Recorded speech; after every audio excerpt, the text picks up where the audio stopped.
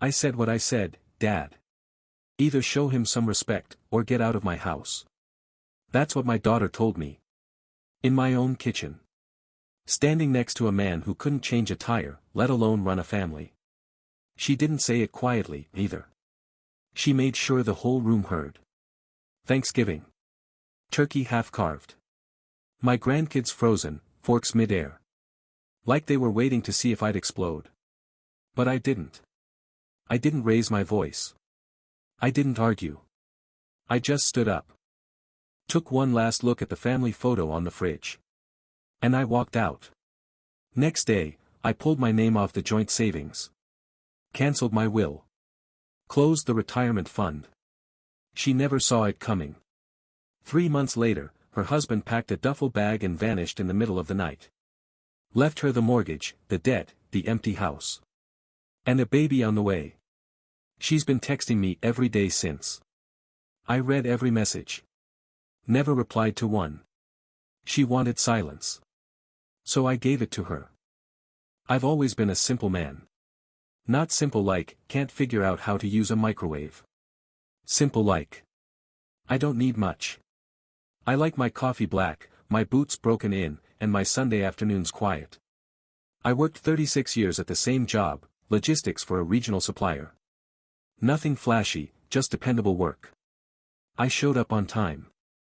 I paid my taxes. I kept the roof from leaking. I thought that was enough. I raised my daughter alone after her mother passed. Cancer took her slow, and then all at once. Emma was only 9 when I had to explain what a hospice nurse was.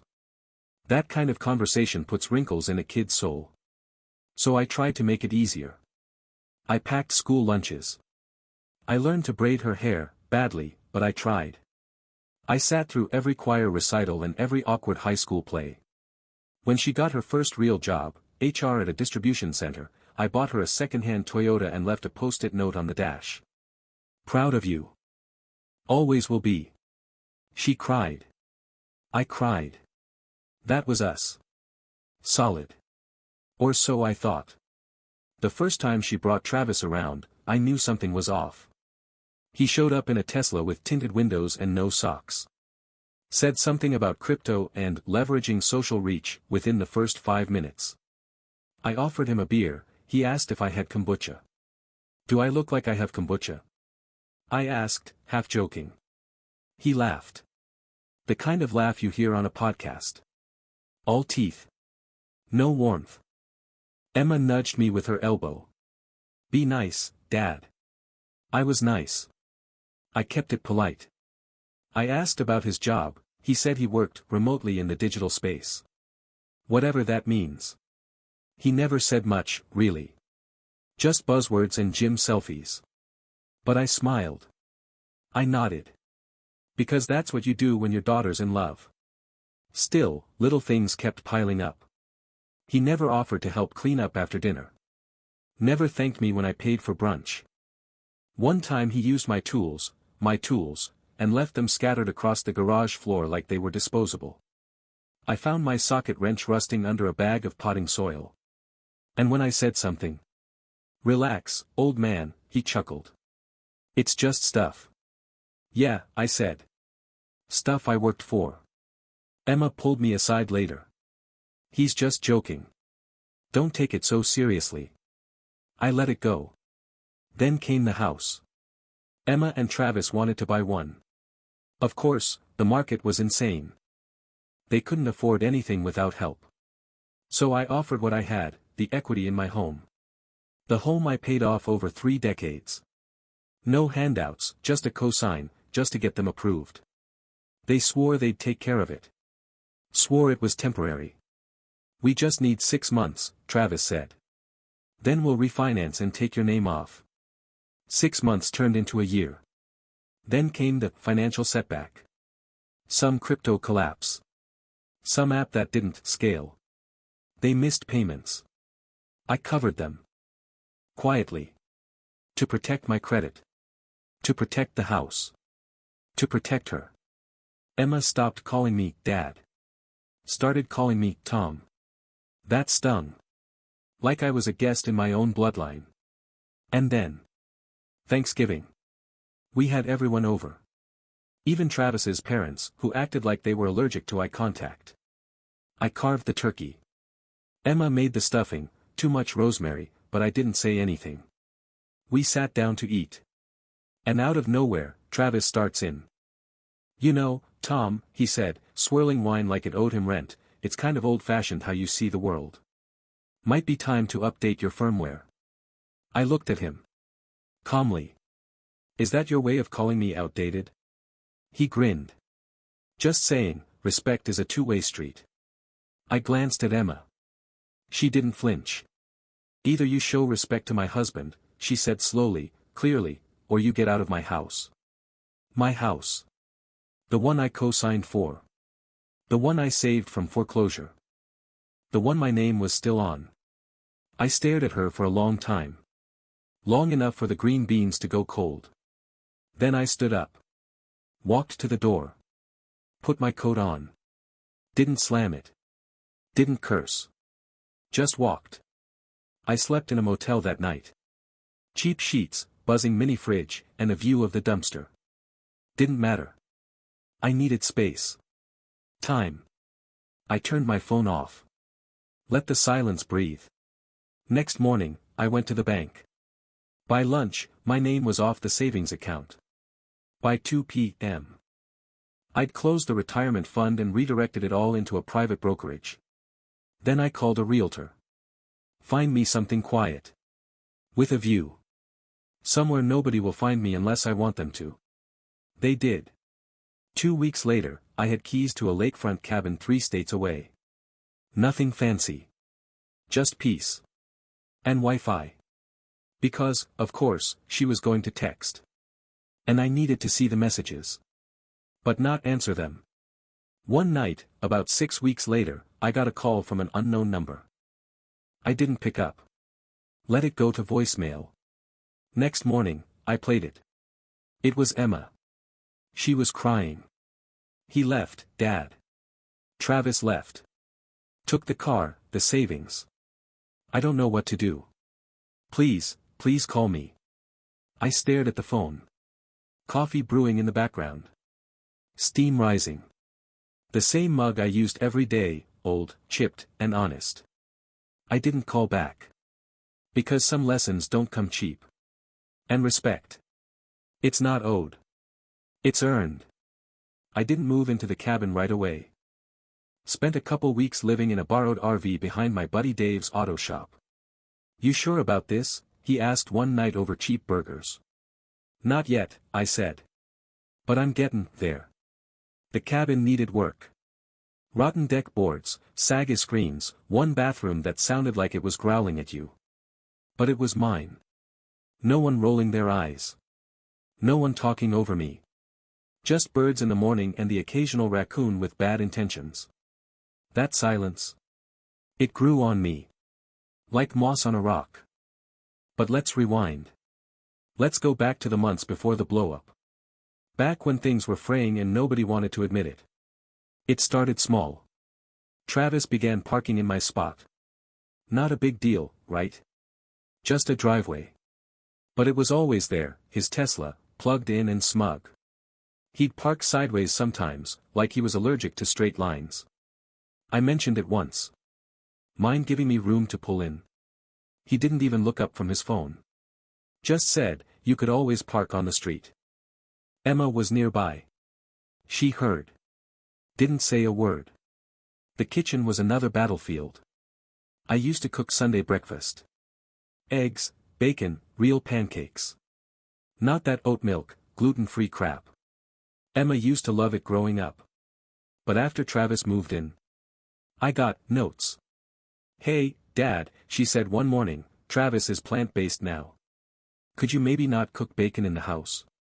The smell makes him nauseous." I stared at her. "He's allergic to breakfast now?" She smiled, like I'd made a joke. I didn't laugh. Next Sunday, I didn't cook. No one noticed. Bills got weird, too. They asked if I could cover internet, just for a couple months, while Travis restructured some portfolio stuff. I said fine. Then it was electricity. Then groceries. Then pest control. Every time, it was the same script. We'll pay you back, Dad. Promise.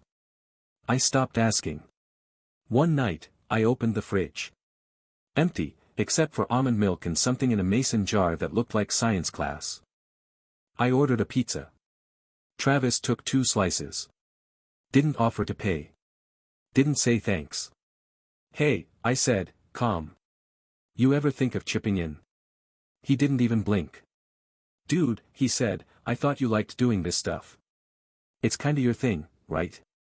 Later that week, Emma pulled me aside. You've been so tense lately, she said. What's going on? You really don't see it? I asked. He treats me like an old ATM with a recliner. She frowned. You're being dramatic. No, I'm being used.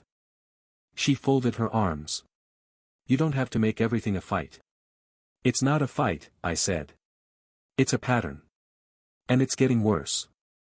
That's when she gave me the ultimatum. First time. If you're gonna keep stirring the pot, she said, maybe you should spend a little less time here. She didn't yell. She didn't cry. She said it like she was offering me a coupon. I nodded. Message received. The message kept getting louder. One night I came home from work, still part-time at the warehouse, and my recliner was gone. Not moved. Gone. I walked in and stopped cold. The spot was empty. Just a dent in the carpet where it had sat for 10 years. Where's my chair? I asked. Travis didn't even look up from the TV. Oh, he said. We donated it. It was falling apart. Got a new one off Amazon. Way more ergonomic. I stared at him. Did you ask me? Emma walked in from the kitchen. Come on, Dad. You never even sit in it anymore. I didn't answer. I went out to the garage and sat on a bucket. Then came the birthday. My birthday. I don't need a party. I don't need balloons. But I thought maybe, just maybe, they'd make dinner or get a card. They forgot. I came home to Travis live streaming some video game, wearing a headset like a spaceship captain. Emma was upstairs, asleep. Said she had a migraine. I ate cereal. Alone. And as I sat there, spoon tapping the bowl, lights off, I thought, this is what being invisible feels like. A week later, Emma asked me to watch their dog. Some kind of rescue mutt that didn't like loud noises or eye contact. They were going out of town. Some retreat. He needs to be walked 3 times a day, and he only eats organic raw patties, she said, handing me a list of instructions longer than my car manual. I looked at it. You treating this dog better than you treat me. She smiled. He listens better. Something snapped in me right then. Not rage. Not even sadness. Just this quiet click. That night, I sat on the back porch. Beer in hand. Watched Travis come home late, parking sideways again like the driveway was his canvas. He walked in. Didn't notice me sitting there. And I realized something. I wasn't part of the family anymore. I was background noise. A walking wallet with bad opinions. And that's when I started planning. Not loudly. Not with rage. Just slow. Steady. Like the way fog rolls over a lake. And when it settles, you don't see the shore anymore. There's a moment when something shifts. Not with a bang. Not with some big dramatic blow-up. Just a flick of the switch behind your ribs. Quiet. Final. Permanent. For me, it came the morning I found my toolbox in the trash. Let me rewind. The week before, Travis had asked to borrow my drill. Said he needed to mount acoustic panels for his streaming setup. Whatever that meant. I said, sure. Just take care of it. That drill's been with me since before Emma was in braces. It's seen more repairs than Travis has seen job offers. Fixed the porch. Fixed the deck. Fixed the busted hinge on her old dresser. 3 days later, I found it sitting in the driveway. Rain-soaked. Cord wrapped like a dead snake. Still plugged into an extension cord, running through wet grass like some invitation to electrocute a raccoon. Like they expected nature to clean up the mess. I picked it up. Didn't say a word. Just wiped it down, like I was cleaning off part of my dignity. Next morning, I go to grab my toolbox, the red one with the rusted handle and old stickers Emma used to slap on every summer, and it's gone. Not misplaced. Not borrowed. Gone. I checked the trash bin. There it was. Lid open. Tools spilled like junk mail. I just stood there. Felt my chest heat up like someone had poured battery acid behind my ribs. Travis walked out with his protein shake. "Oh yeah," he said, "we Marie Kondo'd the garage." "You what?" "If it doesn't spark joy, it's out," he said, dead serious. I just blinked at him. "My tools didn't spark your joy." He took a long sip of his shake. "Honestly? They were kind of depressing." I waited for Emma to get home. Sat on the porch with my arms crossed, watching clouds build like trouble over the trees. When she pulled up, I didn't even wait for her to take the keys out. "We need to talk."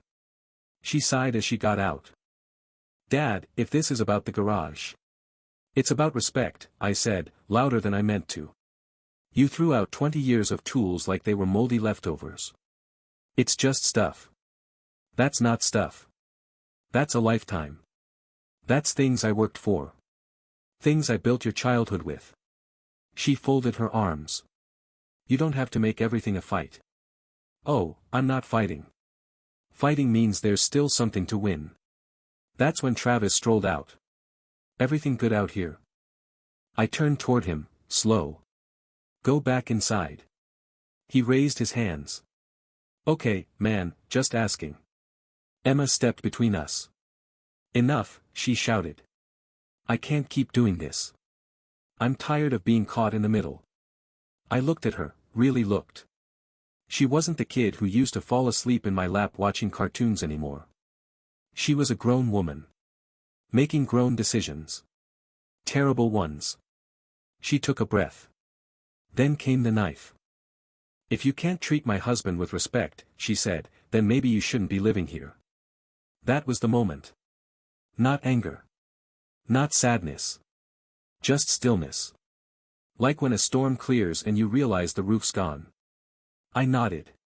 Walked inside. Packed 2 bags. Clothes. Razor. A picture of Emma and her mom on that last beach trip before the diagnosis. That's all I took. She didn't try to stop me. Didn't cry. Didn't even ask where I was going. I left my name on the deed. On purpose. She thought she'd pushed me out. She didn't know I still owned half her front porch. The same one I rebuilt after that hailstorm. The same one Travis put his kombucha fridge on. Let her enjoy the house. Let her enjoy the bills. Let her enjoy the silence. I crashed at Dave's again for a week. Old friend. Greasy food. No questions asked. "You serious about this?" he asked. I nodded. "You got a plan?" "Yeah," I said. "It starts with a title search and ends with a view." I pulled every dollar from the retirement account. Moved it. Split it. Shielded it behind layers of legal red tape. I met with a lawyer. "What's your goal?" he asked. Quiet. With options. Then I called the bank and took my name off every joint account. Savings, checking, backup.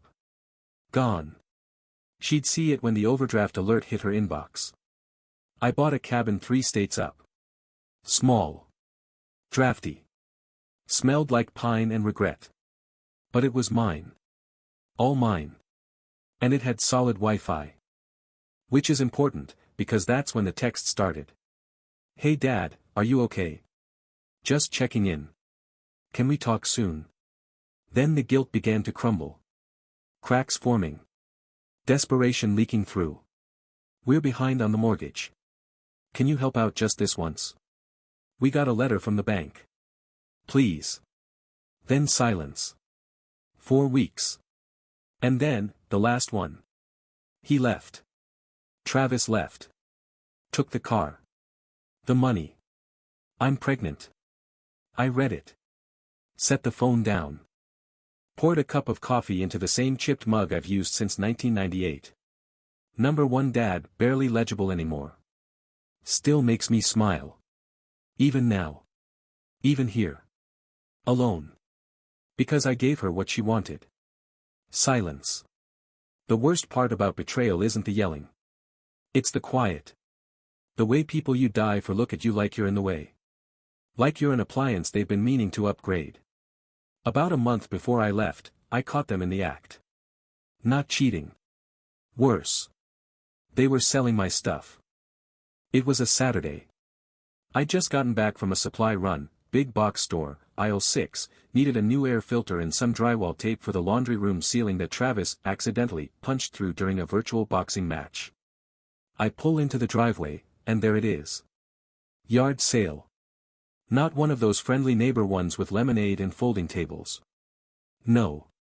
This one looked like a clearance rack exploded on the lawn. Old speakers.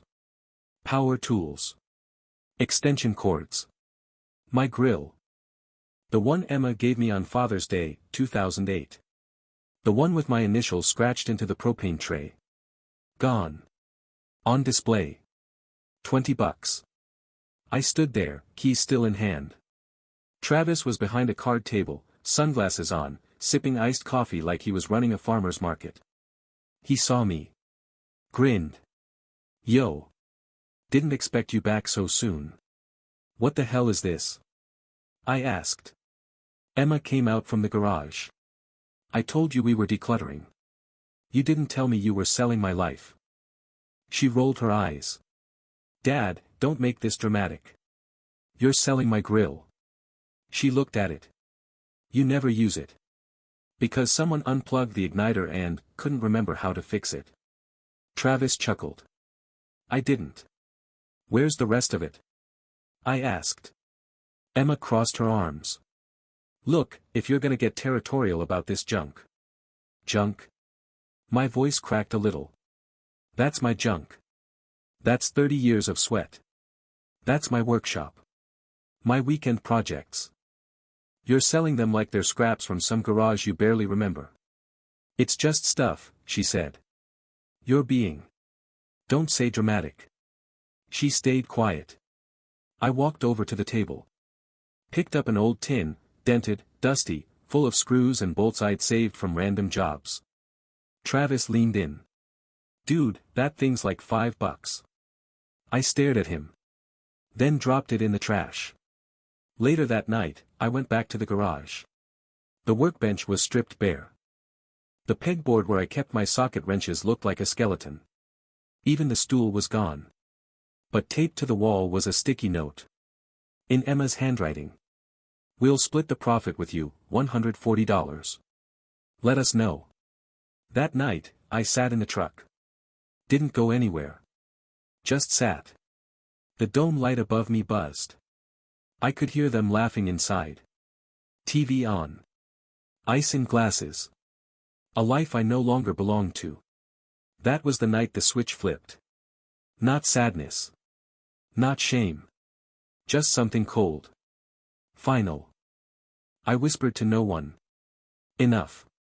What they didn't know. I'd already pulled the plug. Financially, legally, and emotionally. I had the upper hand, and they had no idea. The next day, I made a call to my lawyer. I want out. But I want out with leverage. Okay, he said. You're still on the deed. If they default, your credit's at risk. Not for long, I said.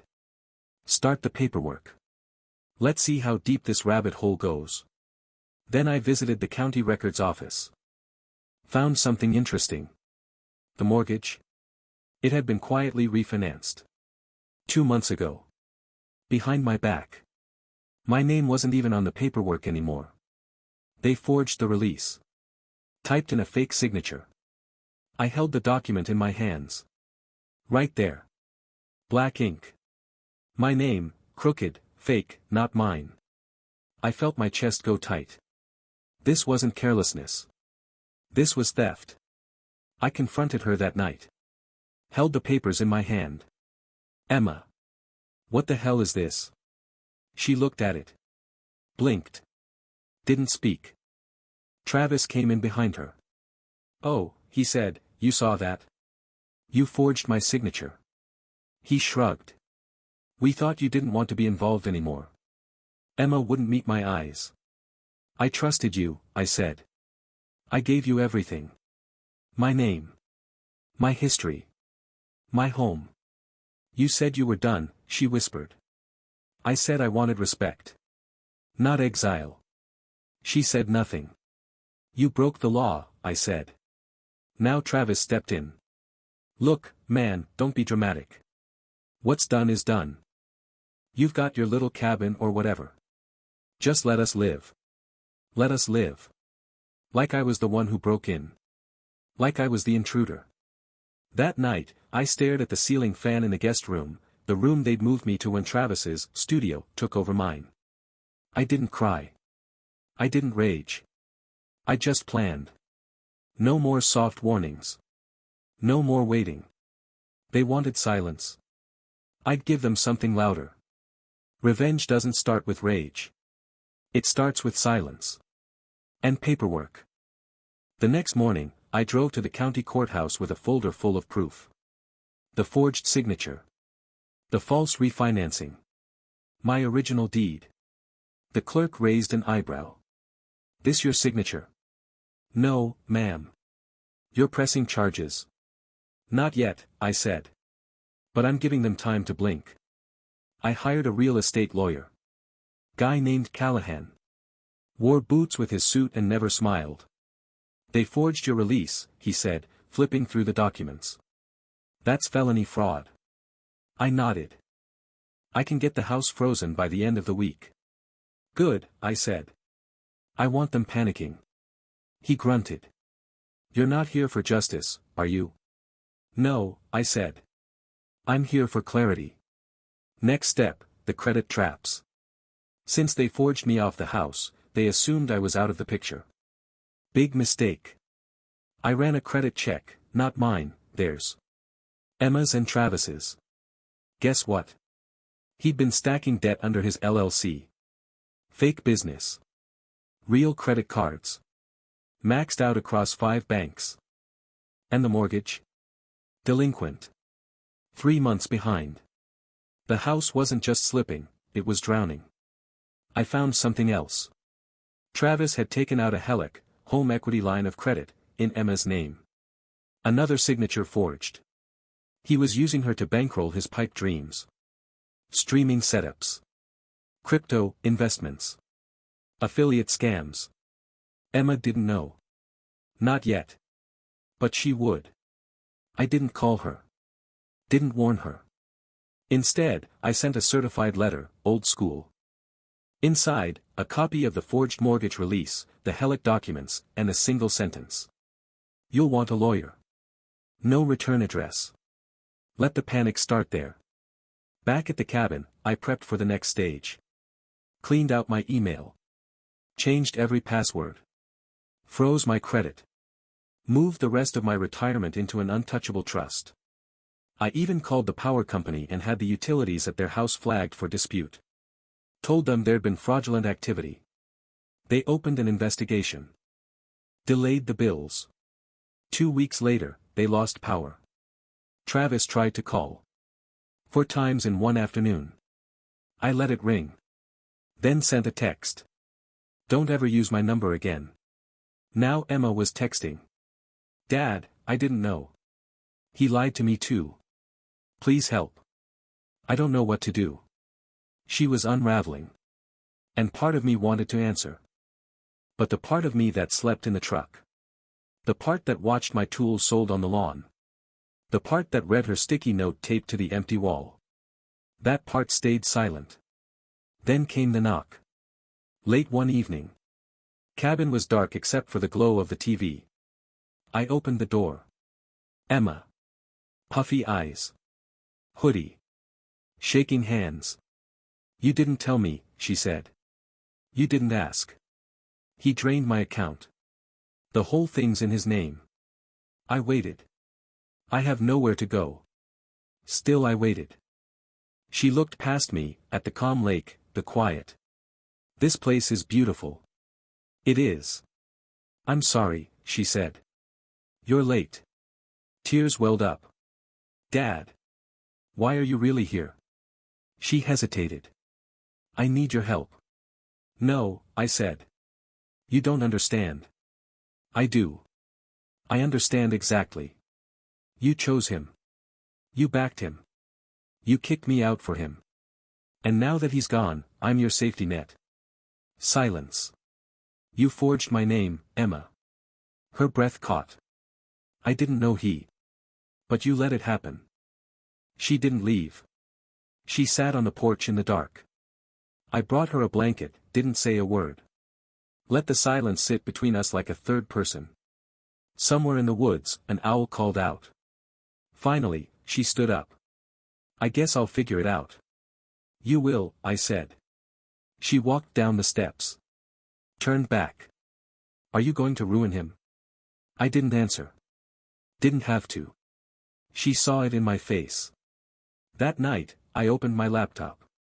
Filed a fraud report with the county. Sent a copy to the local DA. And one to Travis's employer, the crypto startup he'd bragged about. And then I posted everything, every forged document, every piece of proof, on a local homeowners group. With names. I didn't ask for likes. Just the truth. Let the wolves find him. Revenge doesn't scream. It whispers. Right before it hits the artery. Monday morning, I filed the lawsuit. Forgery. Wire fraud. Mortgage fraud. Identity theft. Travis's full name at the top, bold and sharp. Emma's listed as a co-defendant, only because her signature was on the refinance, forged or not. The lawyer said it wouldn't stick forever, but for now. It stuck enough to make them sweat. Step 2, I froze the title. Filed a cloud on title, basically a legal speed bump. It flagged the house in public records. Anyone trying to sell, refinance, or borrow against it would hit a wall. Which meant their plan, to offload the house and run. Dead. 3 days later, Emma texted me again. We got a letter from the court. What the hell is this? I ignored it. She called twice. Ignored that too. Finally, she left a voicemail. I didn't even have to listen. I could hear the panic in the silence before she spoke. Then I hit Travis's job. I sent an anonymous packet to HR. Every forgery doc. Screenshots of him bragging on social media about getting rid of the old man. Even the one where he called himself a real man now that the boomer's out of the house. They fired him within 48 hours. How do I know? Because he posted about it. Crying. Shirtless. In a truck cab. Something about betrayal and haters and toxic cancel culture. Buddy, I canceled you like a Sears warranty. That same week, I got a call from a real estate agent. From my bank. Hi, Mr. Taylor, just confirming, you didn't authorize a sale on the house at Greenrock Lane. No, ma'am. And if someone says I did, they're lying. Pause. Well. We've received documents with your name on them. Bingo. I gave her the case number. The DA's contact. My attorney's direct line. She thanked me and hung up. That's when it got fun. I called a buddy in collections, guy I used to play darts with who now tracks financial wreckage for a living. Do me a favor, I said. Run a soft pull on Travis Gorman. Just need a snapshot. What he found. A symphony of stupid. 10 credit cards. 4 unpaid lines of credit. 2 personal loans, both defaulted. And 1 car lease in Emma's name, already in repossession review. You want to take him down? My friend asked. No, I said. I want him to take himself down. I'm just removing the airbags. Meanwhile, Travis tried calling. Blocked. He emailed me instead. Tom. Let's be men about this. What do you really want? I replied. Accountability. Emma showed up again. At the cabin. This time in an Uber. Tired eyes. Hoodie.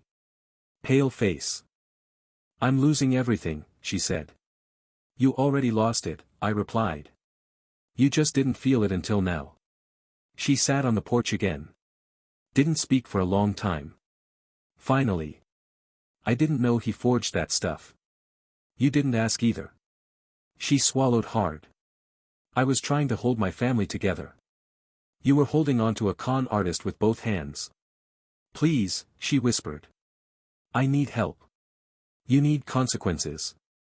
That night, I got a letter from the bank. Certified. Official. They were foreclosing on the house. Travis had stopped paying 6 months ago. Even before I left. He'd drained everything dry. Maxed out the cards. Used Emma's name on multiple accounts. By the time she found out, it wasn't a marriage. It was a demolition. And me? I just kept pulling levers. Quietly. Methodically. I filed a fraud alert with the 3 credit bureaus. Sent an affidavit to the mortgage company, confirming the forged signature. Meanwhile, Callahan, my bulldog lawyer, subpoenaed the notary Travis claimed had signed off on the paperwork. Guess what? The guy moved to Arizona 2 years ago. Affidavit came back. I have never met or notarized for a Thomas Taylor. The fraud was airtight. And soon it'd be public. Then, I got the call I'd been waiting for. A friend in the DA's office. Hey Tom, you want this to go criminal? Pause. I looked out at the lake. Leaves just starting to change. Cool breeze cutting through the screen door. No, I said. Let him sit in civil court for a year first. Let the debt collectors chew on him. You sure? We can take it up. Not yet. But keep the file warm. Emma sent me one more message that night. He's gone. Took the car. Emptied what was left in the joint account. I'm alone. I almost replied. Almost. Instead, I closed the phone. Went out to the dock. Cracked open a beer. And smiled.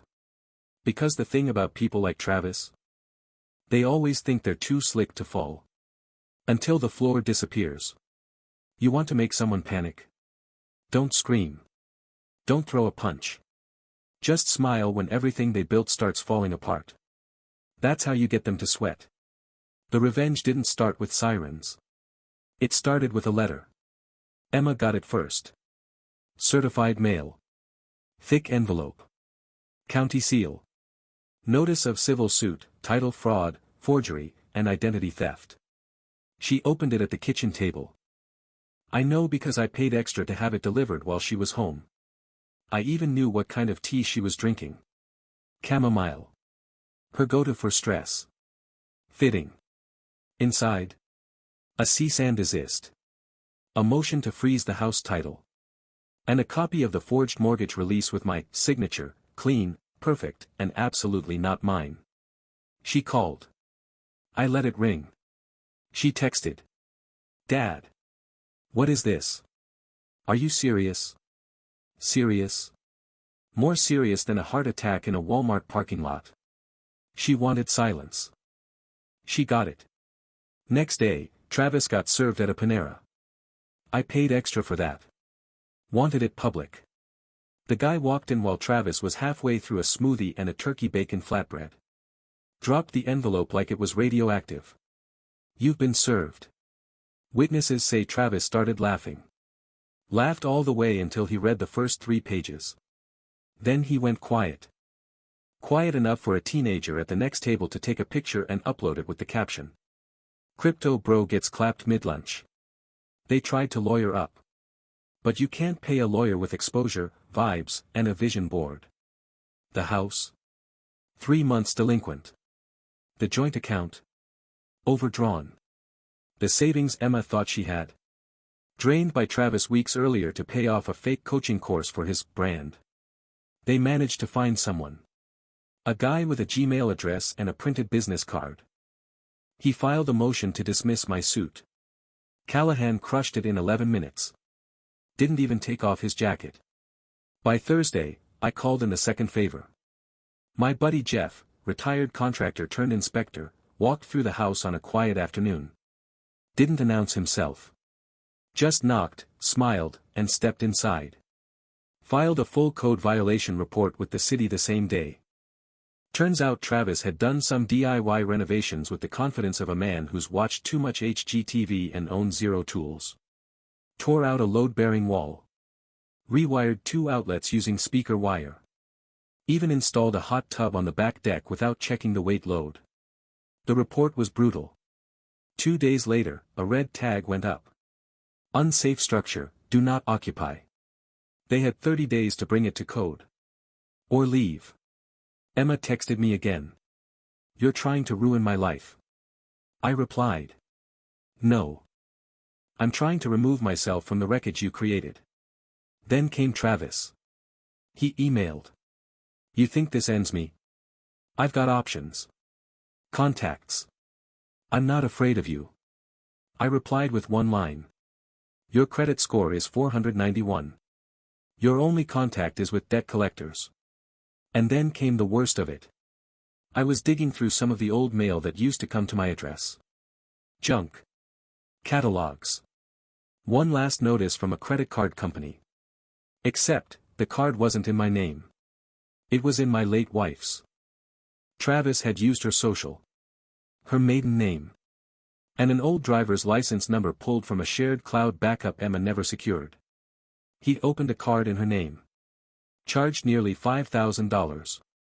For what? A business retreat in Vegas.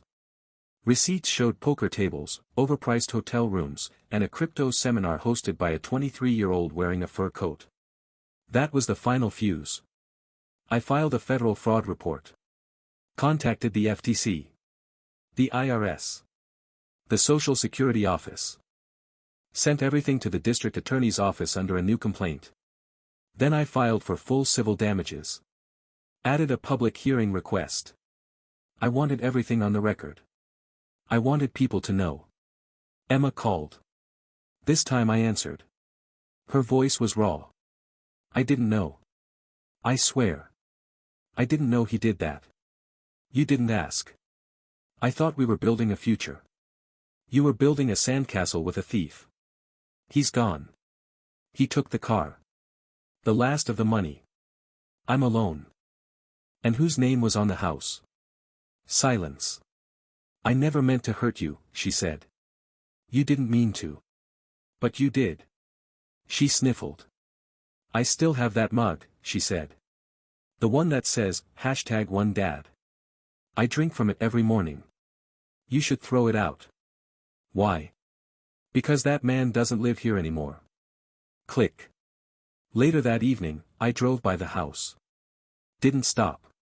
Just looked. The porch sagged. Trash bags stacked by the garage. The red foreclosure notice glared off the door like a scarlet letter. Emma was sitting on the top step. Wrapped in a blanket. Looking small. She didn't see me. Didn't need to. Because the next hit was already loaded. A public court hearing. An open record. And a town that loves gossip more than truth. For the first time since this began. She'd be the one explaining herself. You ever watch a house burn? Not just the flames. Not just the smoke. But the silence that comes right after. When everything you loved is ash, and all you can hear is your own breath. That's where they were now. The court date finally came. 9 a.m. County Courthouse. Public hearing. Emma and Travis, front and center. No suits. No smugness. Just a couple of scared, broke people in wrinkled clothes.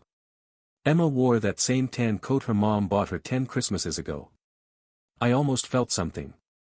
Almost. The courtroom wasn't packed. But it didn't have to be. 3 local reporters. 2 real estate bloggers. And 1 woman live streaming the whole thing for the HOA Facebook group. Perfect. The judge came in. Grim. Straight to business.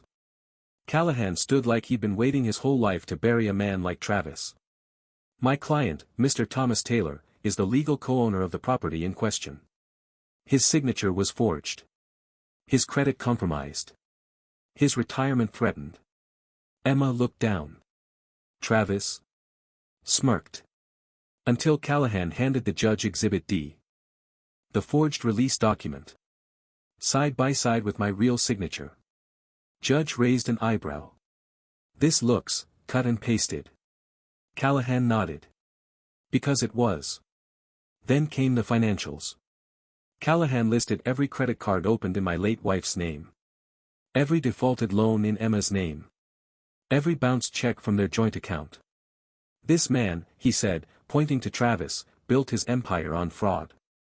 On lies. On someone else's legacy. Travis stood up. Objection. You're not a lawyer, the judge said. Still. This is character assassination. The judge adjusted her glasses. Mr. Gorman, your character is on trial. Emma finally broke. I didn't know, she said. I didn't know he did all that. Callahan turned. You signed the refinance. He told me he had permission. You didn't ask. I trusted him. Callahan didn't flinch. Ma'am, ignorance isn't a defense. Especially when you're on the title. Then came the emails. Callahan printed dozens of them. From Travis. To friends. To business partners. Bragging. Boasting. One read. Her dad's a dinosaur. I'll get his name off the deed before he notices. Another. Old man can sit in his recliner while I build my empire with his equity. Travis tried to snatch the papers. Those were private. The judge slammed her gavel. Sit down, Mr. Gorman. He sat. But the damage? Done. The judge looked at Emma. You're his daughter. She nodded, barely. The judge turned to me. And you're Thomas Taylor? I stood. Still am. She looked between us. Do you have anything you'd like to say to your daughter, Mr. Taylor? I paused. Long enough for the whole courtroom to lean in. Then I said. No. When the hearing ended, the judge gave her ruling. The title was to be fully returned to me. Travis was found civilly liable for damages. Emma was released from direct financial liability, but only because she cooperated with the fraud investigation and agreed to testify further. That part I didn't ask for. But I let it slide. Because the next hit wasn't legal. It was personal. 2 days later, Travis was evicted. City officials came with red tags and bolt cutters. Neighbors watched from porches. Some even filmed. Emma stood on the sidewalk. 2 trash bags at her feet. No car. No Travis. No house. Just silence. She tried to call. I blocked the number. And Travis? He disappeared. Deleted his socials. Changed his number. But not before I forwarded the court documents to every investor, employer, and landlord I could find in his records. He was radioactive. One of the startup guys emailed me back. Appreciate the warning. I was about to put him on a new team. That won't happen now. I didn't reply. Didn't have to. Emma emailed me. Subject line, please. Inside. Just one sentence. I don't know who I am without you. I stared at it for a while. Felt something twist. Not pity. Not rage. Just a kind of empty. Like walking through your childhood home after the furniture's been taken away. She broke the bond. And now? Now she had to live without it. Later that week, I took a slow walk down by the lake. Wind in the trees. Crisp air. The kind of silence that doesn't ache anymore. Inside, my phone buzzed. Another message. Didn't even check. I left it on the dock. Turned. Walked inside. Made coffee. Poured it into the old chipped mug. The one that says, #OneDad. But now. It's just a mug. And that's okay. They say revenge is a dish best served cold. I disagree. It's better when it cools naturally. No plating. No theatrics. Just bitter, quiet satisfaction after everything's already burned. 3 months passed after the court hearing. The house? Foreclosed. Auctioned off to a couple from Boise who didn't ask questions about the previous owners. I still had a copy of the flyer. Fixer-upper, must sell. Cash only. No mention of the red tags. Or the shame. Emma moved in with a friend from work. Small apartment. No yard. No porch swing. No equity. Travis disappeared. Someone told me they saw him bagging groceries near Tampa. Another said he was trying to sell real estate under a fake name. Good luck with that. Emma sent me one final letter. Real ink. 2 pages. Longer than any apology I ever got in person. She wrote about the house. About the silence. About walking past the empty spot where my recliner used to be, the one she accidentally donated. Said she would have given anything to sit in it now. Next to me. At the end, she wrote. I miss my father. Not the money. Not the help. Just, my father. Please let me come home. I didn't answer. Not out of spite. Not even anger. Just clarity. That door closed the night she chose him over me. Not when she said it out loud. But when she let it stick. The lake's quiet now. Mornings are mine. Coffee. News. Silence that doesn't ache anymore. The chipped mug still sits on the shelf. The one that says, #OneDad. I don't drink from it. But I keep it. Not for the title. For the reminder. They gave that to me once. And they took it away. So I left it with them. Sometimes, I imagine her sitting alone at the bus stop outside that apartment. Holding that same mug. Drinking lukewarm tea and wondering what she did wrong. And the truth is. She knows. One morning, my phone buzzed. Unknown number. I answered. Out of boredom, not hope. Her voice. Soft. Older. Dad? I waited. I'm getting married again. His name's Jordan. He's better. Pause. I wanted you to know. Still, I said nothing. Let the wind off the lake do the talking. Then. I still have the mug. Another pause. I drink from it every morning. I took a sip of my coffee. Then said. Don't forget to wash it out. And I hung up. The world didn't end. No dramatic thunder. No tears. Just peace. Earned the hard way. Because some bridges aren't meant to be rebuilt. And some names don't belong on houses. Or hearts. They belong on court records. And cautionary tales.